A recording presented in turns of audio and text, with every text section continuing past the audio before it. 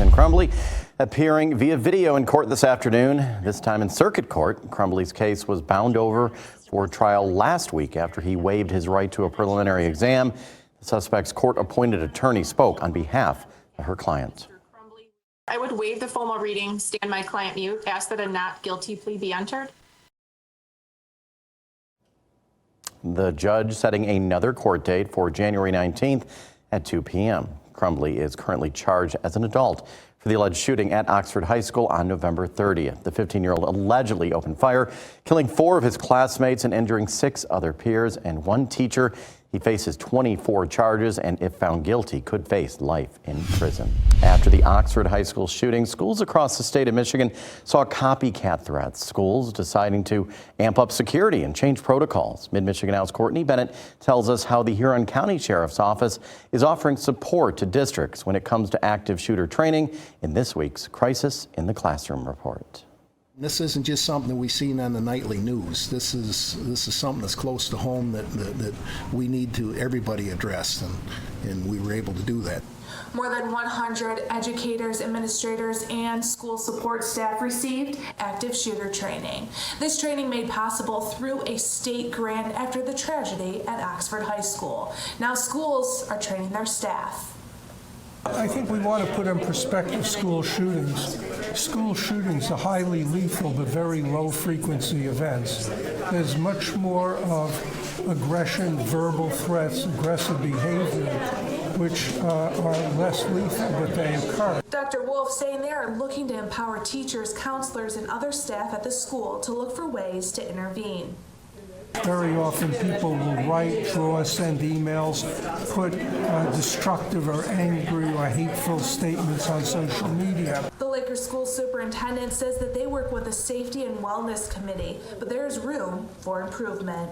One of the recommendations made this morning that you utilize school resource officers to build relationships, to build trust with students, and teachers and administrators and food service workers and custodians. We can all play a role in that, and really focus on being a trusted friend and an adult in the life of a child. Along with training for schools in the afternoon, they held a workplace training as well. They're giving schools and businesses training to act and react in these situations. Saginaw Valley State University telling me that this teaching issue needs to be addressed. They say right now that this has been happening for the past 10 years in the state of Michigan.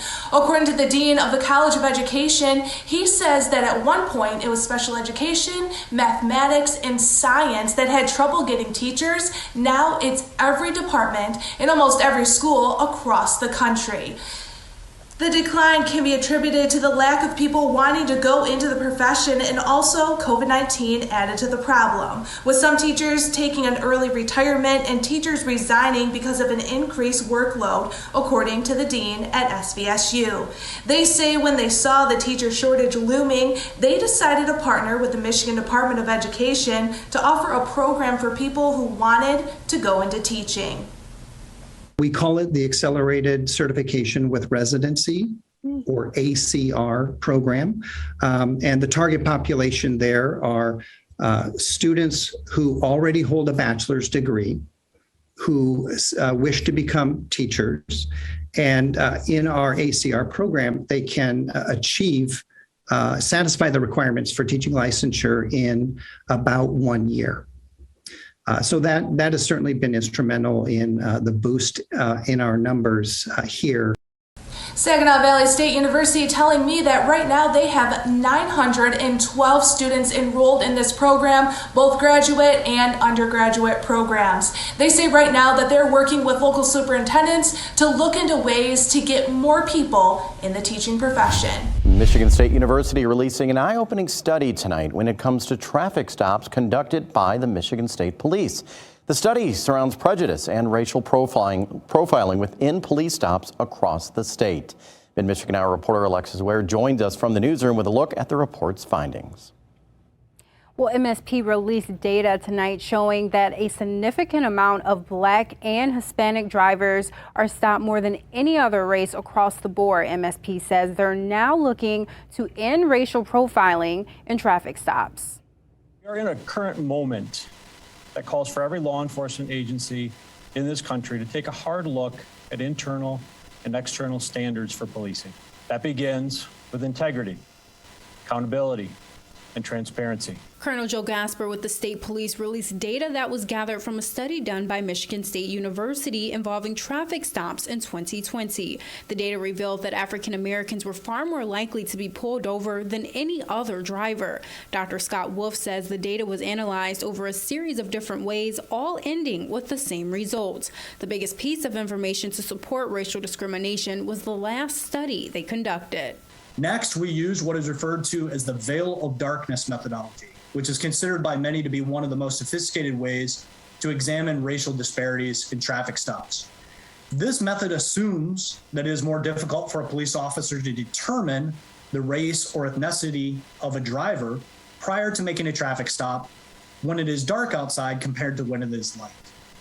So if a larger proportion of minority drivers are stopped by the police during daylight than at night, this would be evidence of racial or ethnic disparity. Dr. Wolf says using MSP's data and this method, it was found that African American drivers were more likely to be stopped during the day than at night, proving a trend of racial disparity. Flint community leaders and members of Bridge the Blues say MSP releasing this data on their own is a step in the right direction. Racial disparity in policing is real. I'm glad to see the Michigan State Police and Colonel Gasper are taking this head on. They're aware that this has happened around the country, and and on their own, they took it upon themselves to look into where they were statistically. Michigan State Police say they plan on tackling this issue with a 5-point plan involving more body cameras as well as diversity training.